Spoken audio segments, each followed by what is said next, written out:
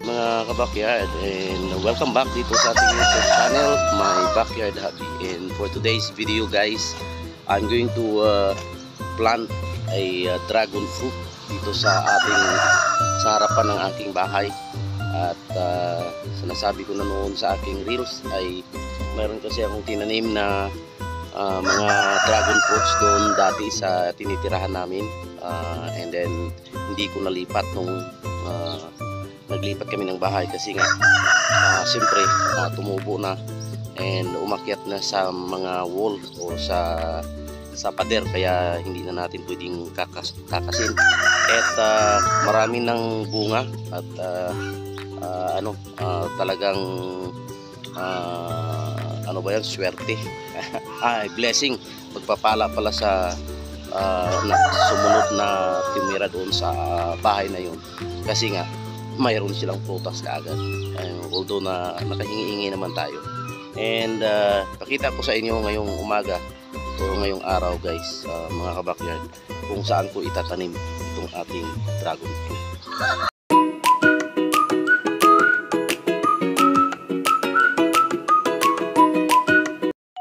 Dito ko itatanim yung ating dragon fruits dito sa area na to. Ito yung harapan ng aming bahay at marami na rin akong tinanim dati dito mga halaman na bulaklak pero hindi tumutubo.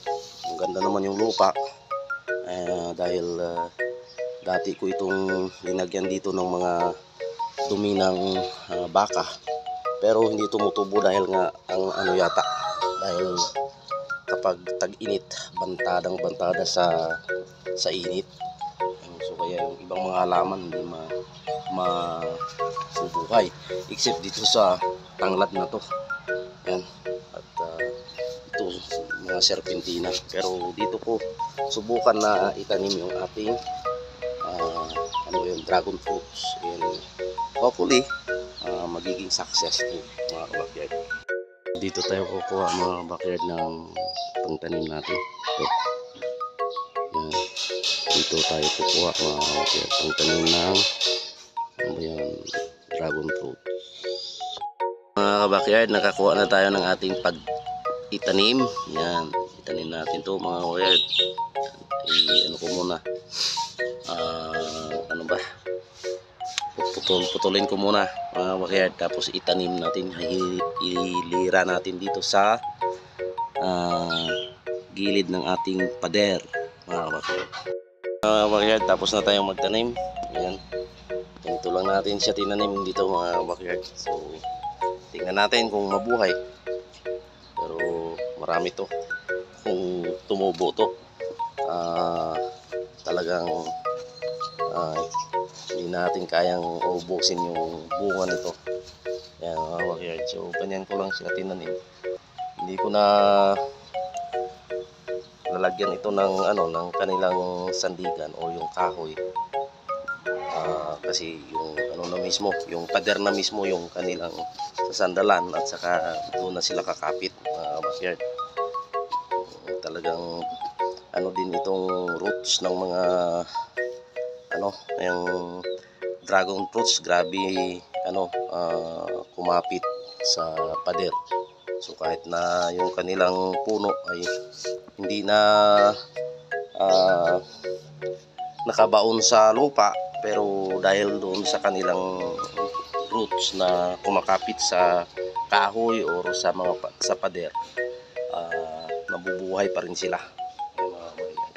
So medyo marami yung aking nakuha, kaya mayroon tayong sobra, pero pwede ko itong maitanim doon sa likod ng bahay namin, doon sa aking tinataniman ng mga gulay at saka yung pagkain ng ating mga alagang kambing.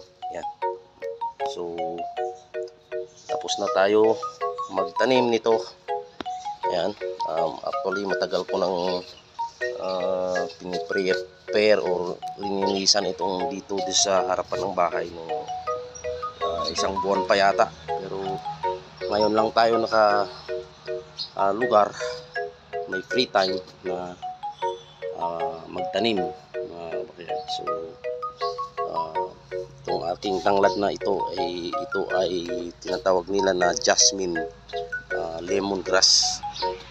At in-order ko ito sa online, at ito ay gusto ko ding i-replant kasi marami na rin para maparami natin. Mas masarap ito compare sa sa ordinaryong lemongrass. Yan dito tanim din ako dito mga kabukid. At yung aking passion fruit, nabuhay na rin dito. Yan, umakyat niya ng kahoy. Yan. So tatanim tayo dito ng ilang puno, tapos mayroon na rin ako ditong bitter gourd. Yan, kasi magagamit natin yan sa ating mga alaga pang laban sa kanilang sakit. Yan. So tapos na itong mga oreda, tapos na. Kaya maraming salamat sa inyong patuloy na pagsubaybay sa ating munting channel. Ito lang ay ating stress reliever. Maraming salamat sa ating mga subscribers, at sa hindi pa nakasubscribe, please subscribe and like na rin yung ating mga video, share sa inyong mga kakilala para magiging malawak pa yung maabutan ng ating YouTube channel. And hope na ito ay magiging hamon, mga encouragement sa atin, na hindi porky ay hindi tayo isang farmer ay hindi tayo pwedeng magtanim. So ito ay ginagawa ko lang